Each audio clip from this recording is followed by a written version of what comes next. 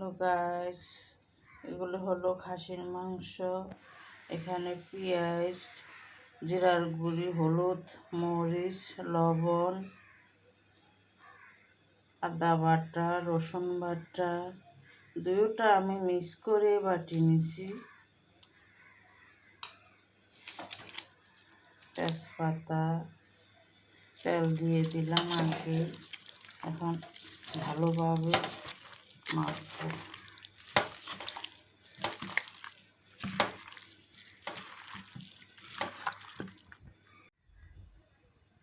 মাখা হয়ে গেছে, এখন আমি এগুলি প্রেসার কুকারে দিব।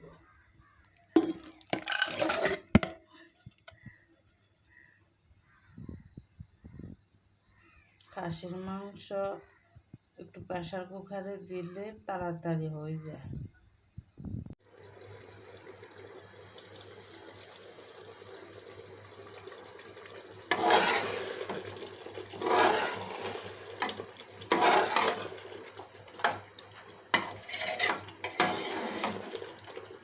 মাংসটা হয়ে গেছে, কেমন হয়েছে দেখে বলবেন বন্ধুরা।